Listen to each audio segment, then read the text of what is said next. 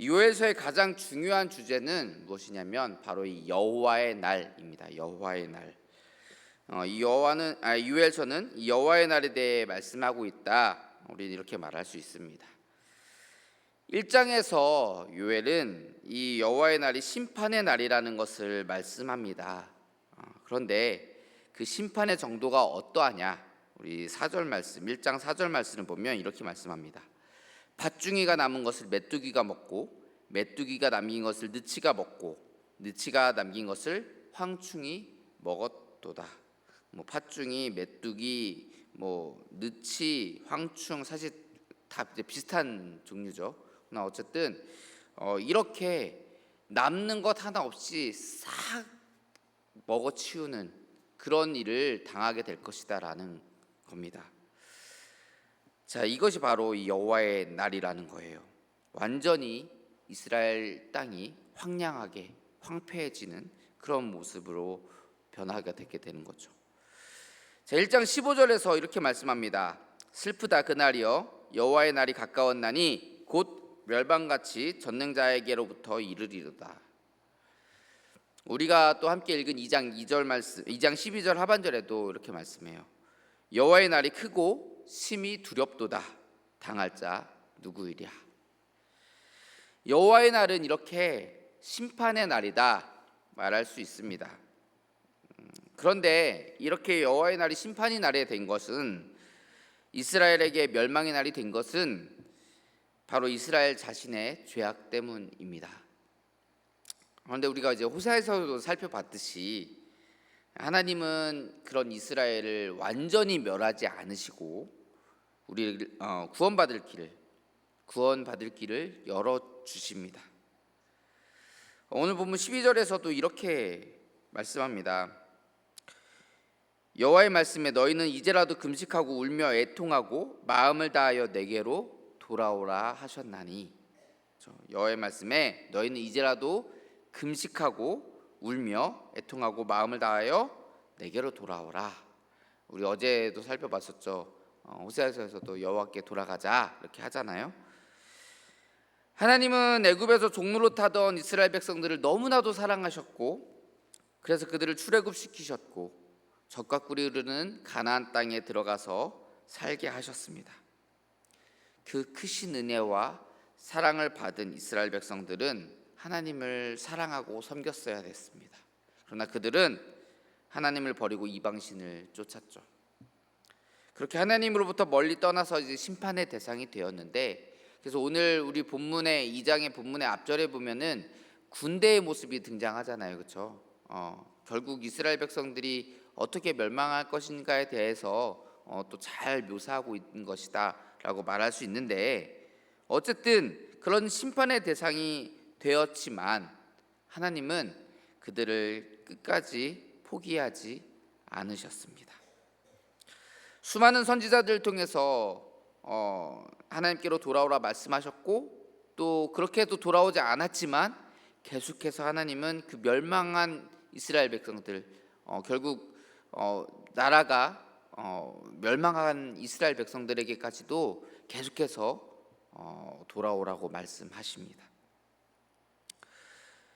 자, 그래서 조금 전에 우리가 함께 살펴본 것처럼 이제라도 금식하고 그렇죠? 울며 애통하고 마음을 다하여 돌아오라 이렇게 말씀하는 겁니다. 자, 그런데 이렇게 하나님께 돌아오는 방법에 대해서 13절을 통해서 조금 더 구체적으로 말씀을 하십니다. 우리 13절을 좀 같이 한번 읽어볼까요? 너희는 시작. 너희는 옷을 찢지 말고 마음을 찢고 너희 하나님 여호와께로 돌아올지어다. 그는 은혜로우시며 자비로우시며 노하기를 더디하시며 인애가 크시사 뜻을 돌이켜 재앙을 내리지 아니하시나니. 아멘. 옷을 찢지 말고 마음을 찢으라. 이스라엘 백성들은 참담함이나 슬픔을 표현할 때 자기의 옷을 찢는 모습으로 그것들을 표현했습니다. 그러나 하나님은 겉으로만 하는 그런 회개, 겉모습으로 하는 그런 회개가 아니라 진정으로 마음을 다한 회개를 하라 이렇게 말씀하시는 것입니다. 그렇게 진정으로 하나님께 마음을 다해서 회개하고 돌이키면 하나님은 그 은혜와 자비를 베푸셔서 진노를 멈추시고 하나님의 인애를 나타내실 것이다, 이렇게 말씀하시는 것입니다. 그래서 심판 가운데 결국 건짐을 받게 되는 거죠. 이어지는 15절부터의 말씀에서도 하나님은 애통하며 회개할 것을 말씀하십니다. 15절에서는 금식을 선포하고 성회를 소집하라, 이렇게 얘기하죠. 그리고 16절에서는 젖 먹는 아이부터 장로들까지 백성들을 다 모으라, 이렇게 얘기합니다. 신랑과 신부를 신방에서 나오게 하라는 말씀도 있죠. 무슨 얘기냐면 원래 이 신랑과 신부, 그러니까 결혼을 하게 되면 새로 혼인한 사람들은 전쟁이 터지더라도 1년 동안은 그들을 소집하지 않습니다. 1년 동안은 그들에게 혜택을 주는 거죠. 그런데 그 신랑과 신부들까지도 그 신방에서 나오게 해서 다 모이라는 겁니다. 한 사람도 빠짐없이 다 나오라는 얘기입니다. 아무도 예외가 없어요. 그렇게 모든 사람들이 함께 여호와의 성전에 모이고 제사장들은 낭실과 제단 사이에서 여호와여 주의 백성들을 불쌍히 여기소서, 이방인들이 주의 기업을 욕되게 하지 못하게, 자기들을 관할하지 못하게 하옵소서, 이렇게 하나님께 부르짖으라 말씀합니다. 자신들의 처지가 불쌍한 상태임을 깨닫고 인식하고 하나님께 구원을 요청해라, 이렇게 말씀하고 있는 거예요. 그리고 우리 18절도 같이 한번 읽어봅시다. 그때 시작. 그때 여호와께서 자기의 땅을 극진히 사랑하시어 그의 백성을 불쌍히 여기실 것이라.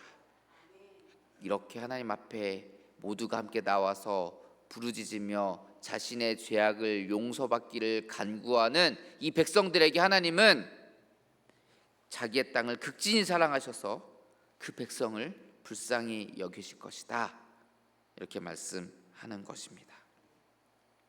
그리고 우리가 너무나도 유명한 구절이 나오죠. 우리 28절부터 32절까지 마지막으로 함께 읽어보겠습니다. 28절부터 32절까지 교독해서 읽겠습니다. 그 후에 내가 내 영을 만민에게 부어주리니 너희 자녀들이 장래일을 말할 것이며 너희 늙은이는 꿈을 꾸며 너희 젊은이는 이상을 볼 것이며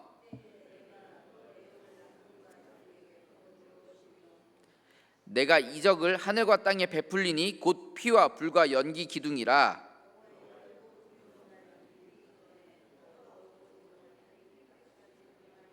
같이 읽겠습니다.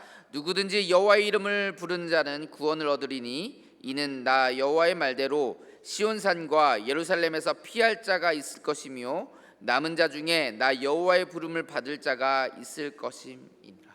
아멘. 이러한 놀라운 구원의 역사를 하나님께서 우리에게 베풀어 주시는 것입니다. 하나님의 성령을 부어 주시고 그 영으로 말미암아 우리에게 놀라운 기적들을 일으키시며 우리가 무엇보다도 내가 내 죄를 깨닫고 하나님 앞에 나와서 구원받는 놀라운 역사들, 육체적 혈통적 이스라엘뿐만 아니라 온 세계가, 모든 백성들이 이 모습을 보게 되고 이러한 은혜를, 이러한 사랑을 누리게 되는 그 놀라운 역사를 우리에게 베풀어 주시는 것입니다. 하나님께 나의 죄악된 모습을 고백하고 정말 옷을 찢는 것이 아니라 내 마음을 찢으면서 하나님께 회개하면서 하나님께 돌이키는 주의 백성들에게 여호와의 날은 심판의 날, 멸망의 날이 아니라 구원의 날이 되는 것입니다. 사랑하는 성도 여러분, 옷을 찢지 말고 마음을 찢는 사람들이 되시기 바랍니다. 겉모습으로만 회개하고 입으로만 주여 주여 하는 그런 사람들이 아니라 내가 심판받아 마땅한 그런 불쌍한 존재라는 것을 인식하고 죄악으로부터 돌이키려 몸부림치고 주여 우리를 불쌍히 여기시고 구원하여 주시옵소서, 주님 앞에 고백하는, 그래서 심판의 대상이 아니라 하나님의 긍휼과 사랑의 대상이 되는 거룩한 주의 백성들이 다 되시기를 주의 이름으로 축원합니다. 기도하겠습니다. 사랑의 하나님, 주님 앞에 사랑과 은혜를 받은 자로서 온전하게 살아가지 못하고 이스라엘 백성들처럼 죄악 가운데 살아가는 저희들의 모습을 주님 불쌍히 여겨 주시옵소서. 하나님, 그러한 저희들의 모습을 우리가 깨닫게 하여 주시고 정말 주님의 사랑과 은혜 가운데 구원을 요청하며 또한 그 정말 주님의 사랑과 은혜 가운데로 나아가기를 몸부림치는 저희들 되게 하여 주시옵소서.